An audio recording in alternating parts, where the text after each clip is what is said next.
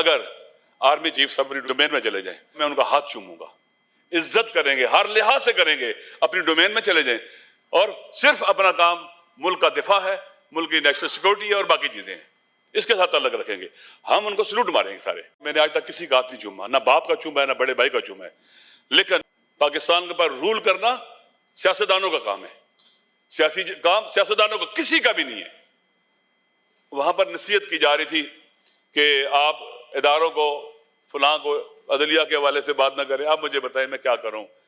کیا آپ بھی جیل میں رہے ہیں؟ عدلیہ انصاف دے رہی ہے؟ انصاف نہیں ملتا جناب، نا انصافی ہے، اسی لیے ساری تباہی بربادی ہے۔ ہم کیا کہیں کہ عدلیہ بہت اچھا کام کر رہی ہے، بہت اچھا کام کر رہی ہے۔ ایک طرف ہماری اسٹیبلشمنٹ کے بزرگان یہ کہتے ہیں ہمارا سیاست سے کوئی تعلق نہیں ہے، کیا ہم سر پر قرآن رکھ کے کہہ سکتے ہیں کہ ان کا نہیں ہے؟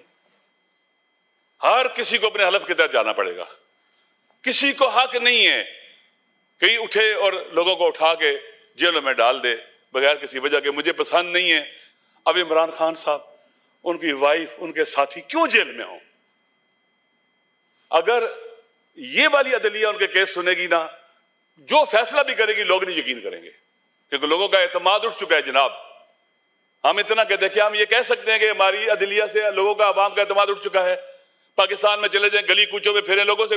السلام علیکم ناظرین کرام، آپ کو مکمل ویڈیو دکھاتے ہیں۔ آج پاکستان تحریک انصاف نے اسمبلی کے اندر انوکھا احتجاج کر دیا۔ علامہ راجہ ناصر عباس نے طاقتوروں کے سامنے کھڑے ہو کر ایسا اعلان کر دیا کہ پورا ایوان ہل کر رہ گیا۔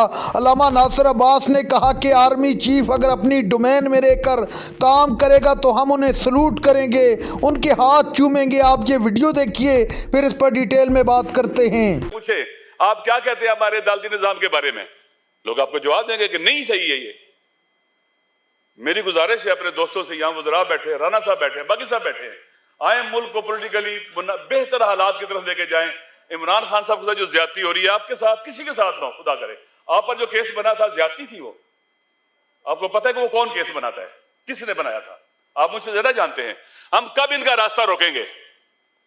کب آئے گا یہ کیس بنانے والے اور ہمیں استعمال کرنے والے ہمیں استعمال کرتے رہیں گے، ہم ہوتے رہیں گے اور ایک دوسرے کا گلا کاٹتے رہیں گے؟ یہ ملک سیاستدانوں نے بنایا ہے، عوام نے ساتھ دیا ہے۔ اس ملک کو چلانے کا حق بھی آئین اور قانون نے سیاستدانوں کو دیا ہے اور عوام کے ساتھ مل کر چلائیں گے، کسی تالے ازما کو نہیں دیا ہے۔ ہر کسی کو اپنی ڈومین میں بھیجنے کے لیے ہر قسم کا قدم اٹھانے کو تیار ہے، تاکہ ملک چلے، ادارے بنے، چلیں، عوام کی نظروں میں نہ گریں۔ انشاءاللہ العزیز مجھے یقین ہے کہ اگر ہم نے کوشش کی اور ہم مل کے ہم نے فیصلے کیے، کیونکہ کولیکٹیو وزڈم بہت اہم ہوتا ہے، کولیکٹیو وزڈم بہت اہم ہوتا ہے۔ لہذا ہمارے فقہاء نے بھی کہا اجماع میں کولیکٹیو وزڈم ہوتا ہے، اس کے مطابق دین و اسلام کے فتاوی جاری کرتے ہیں۔ اجماع وہاں ہوتا ہے جہاں قرآن و سنت میں ان کے پاس کوئی دلیل نہیں ہوتی۔ ہمارے اہل سنت فقہاء نے لکھا ہے، وہ تقریباً فقہاء کا کولیکٹیو وزڈم ہوتا ہے اور ان کا اس وزڈم کو دین کی حیثیت دی جاتی ہے۔ لہذا ہم اپنے کولیکٹیو وزڈم کے ساتھ، پارلیمنٹ یہ کام کر سکتی ہے کہ سب سے پہلا جو پاکستان کے اندر پولیٹیکل ہارمنی پیدا کرنے کے لیے عمران خان کے کیسز کو چلنے دیں جیسے چلنے چاہیے، رکاوٹیں نہ بنے، اور انشاءاللہ وہ کیس بھی ایسے ہی وہ چھوٹ جائیں گے، لیکن رکاوٹ نہ بنا جائے، کیس چلنے دیے جائیں۔ اسی طرح سے جو سیاسی بحران کے خاتمے کا ایک ہی حل ہے، واحد حل ہے، عمران خان صاحب کو آزاد کیا جائے۔ آپ کے چیمبر میں وزیر قانون صاحب نے فرمایا کہ جو کیسز ہیں وہ چل رہے ہیں اور وہ وہاں فیصلے ہو جائیں گے۔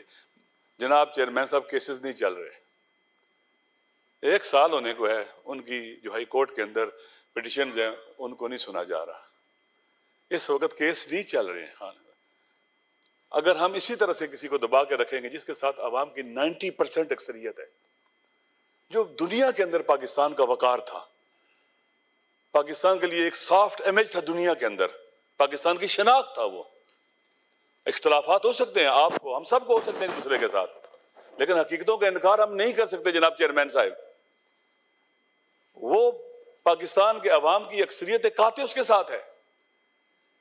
آپ ایک پاپولر پولیٹیکل لیڈر کو جیل میں رکھ کر ملک کو آگے نہیں لے جا سکتے۔ ہم نے پہلے غلط قدم اٹھائے ہیں، کیے ہیں، یہاں ہوئے ہیں۔ ذوالفقار علی بھٹو صاحب پاکستان کے پاپولر پولیٹیکل لیڈر تھے، ان کو جوڈیشل قتل ہوا، بعد میں کورٹ نے کہہ دیا، ہم سپریم کورٹ گئے، کورٹ نے کہہ دیا ظلم ہوا جاتی، لیکن کہاں سے واپس لائیں گے اس کو جو ایک جان تھی جس کو آپ نے چھین لیا عوام سے۔ بے نظیر بھٹو صاحبہ پاپولر پولیٹیکل لیڈر تھی، ان کے ساتھ کیا ہوا، کس طرح سے مارا گیا ان کو، ان سے ان کی جان چھین لی گئی، زندہ رہنے کا حق چھین لیا گیا۔ اور آج ایک تیسرا پاپولر پولیٹیکل لیڈر ہے۔